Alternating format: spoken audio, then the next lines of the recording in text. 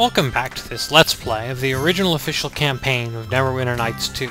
I had hoped to be able to just walk in and sell a whole bunch of stuff so that I could go through the next couple of cutscenes without, you know, having to deal with just mountains of garbage I've acquired. We went from being knee-deep in orcs to knee-deep in then dead to knee-deep in things to sell. And knee-deep in things to sell is a good thing, to an extent. But I was just going to do all this off screen, but there's a little scene that plays here that I suppose I should show. We get ambushed when we leave the inn, again, but we get you are. ambushed I've been by... meaning to chat with you. You've helped me and Dory out of some scrapes, so I wanted to thank you proper. I've got a proposition for you. I heard you're friends with the owner of the Sunken Flagon. Me and my mates could really use a roof over our heads at night. A roof would be so good. So the deal is, we'll help you out, and you convince your friend to let us stay in the Flagon. Deal? We get ambushed by these kids we've been helping out. Sure, why not? You'll find there's plenty we can do for you. Not much to ask letting us bunk up indoors instead of out, don't you think? I'm glad we've come to an agreement then. Dory, myself, and the rest will be by the Sunken Flagon. See you back at the Flagon then. Bye. Okay. He has a good future in business. As do we, but because we have all this junk to sell. But I'm going to do that off screen and meet you back in Old Owlwell. Back here at Old Owlwell, I haven't really mentioned this for this particular merchant. She doesn't sell much that's interesting, but she does sell 2 pieces of Umber Hulk hide, which is very important because that's exactly enough to make a shield out of Umber Hulk hide, which we'll do in a second. I'll probably run back to Fort Locke to do the crafting, just to make sure I can talk to the merchants there and I haven't forgotten anything. Ah, there you are. The Waterdeep emissary arrived here not long ago, safe and sound. Well done. He told quite a tale about your heroic rescue. Couldn't stop singing your praises. I can't wait to hear your version of the tale. Ah, and you brought Logram's Eye Gouger's banner. That would explain why the orc attacks have stopped. Without a chieftain, they're going to be fighting each other now. Which emissary showed up? Remember there was the fake one which we had to, kill. Oops. Anyway, can I get into Blacklake now? We also had another visitor. A woman by the name of Catriona, who claims to have been part of the force attacking the orcs. She's here in the camp along with some of her men. It was her leader I was waiting for, and I see you've brought him. Well met, Cassavir. Callum, it is good to see you're still in one piece. Yes, Callum serves Neverwinter, as I did for a time. I assume you were the one leading that band who was harassing the orcs? I owe you a great debt. Now that I know who is leading that mercenary band, I understand why it was so difficult for us to make contact with you. You've put me in a difficult position here, Cassavir. Your leaving was sudden, and some even say disloyal to Neverwinter. And you can stand up for Cassavir to get a little cheap influence with him. I cannot have you defend me in this, but I thank you for your words. No harm will come to him, I assure you. My report will read that the Grey Cloaks were able to hold off the orcs long enough for you to take Logram's head. That should make the council happy that their money was well spent, and put you in good graces with them as well. And officially, Cassavir was never here. Whatever reasons you had for leaving and going on to Old Owlwell, they are your own. Alright, well, let's get this emissary on the road. The emissary is under my protection now. I'll send my best soldiers to escort him. You've already risked enough for him. I've taken the liberty of putting together a reward for you. Consider it a gift from the council. You have my thanks for everything that you've done here. And keep an eye on Cassavir for me, will you?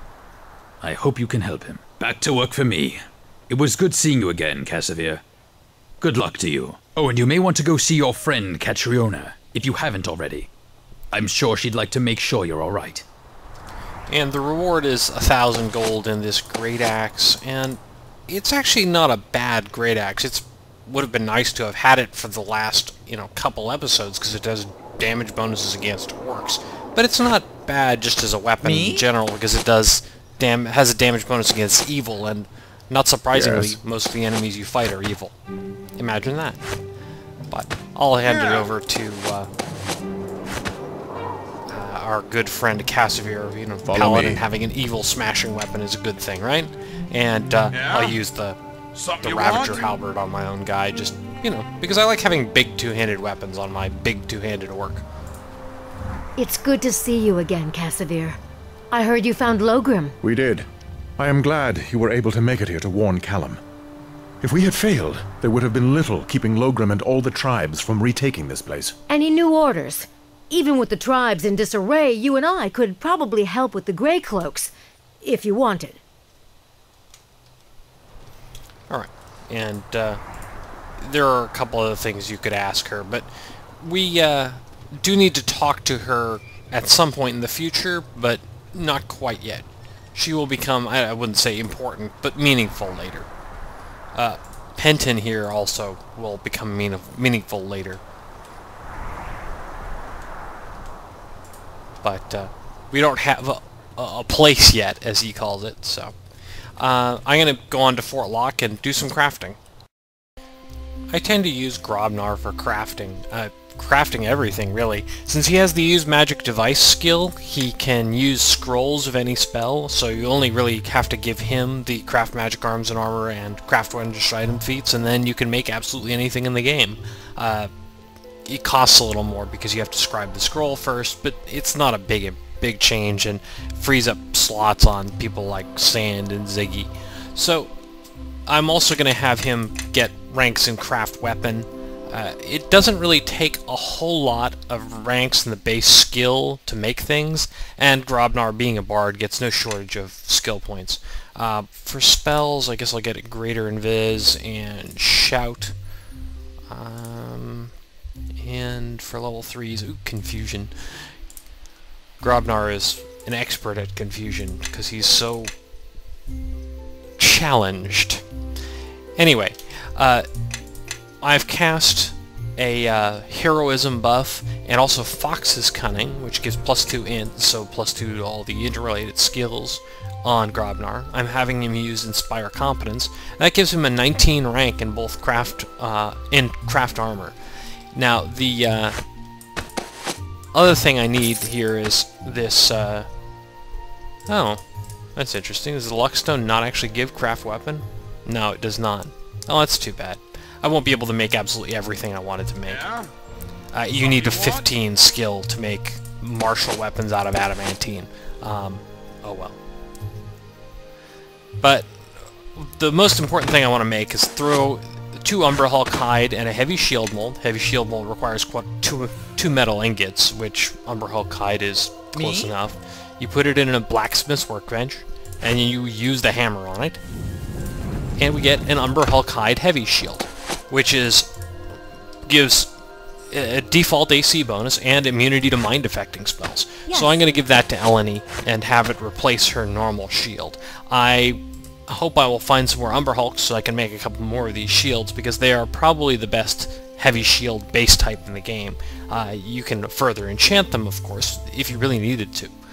I will, at some point, make a Mithril heavy shield for my main character, because Mithril heavy shields don't have a spellcasting penalty, but it's kind of 6 of one, half dozen of the other if I want the additional damage bonus for using a weapon two-handed versus the additional AC. And considering that wizards have things like mirror image, I may just stick for the additional damage rather than going for all-out armor. Depends on what I'm doing, I guess. There are a couple other things I'll make, and I'll do those off-screen. Probably one thing that's just sort of worth mentioning is all of these Sheddaran and Duskwood, you can make items with them, but really the primary point with them is if you make a bow out of them. This Sheddaran shortbow is worth several thousand gold. I don't know if it's an oversight on their part as far as the designers, but it's taking like 300 gold worth of components and making, you know, several thousand gold worth of stuff.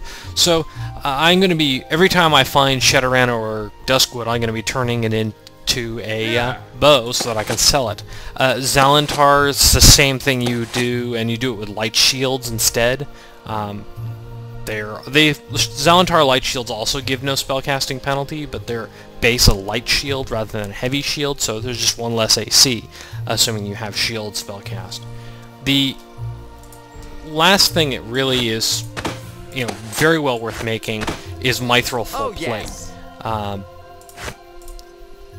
You need at least 18 skill to make this. The shield requires 19 but I skill. think I've gained too much weight to do so. These are really the only sort of harder to make crafts that are worth making.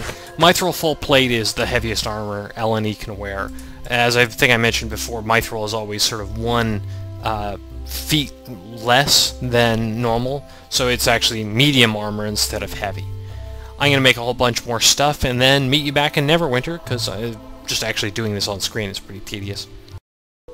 After spending a little bit of time there, I made a couple of alchemical silver and cold iron weapons. I can't even keep them straight sometimes when it comes to the devils and the demons, but I'll try.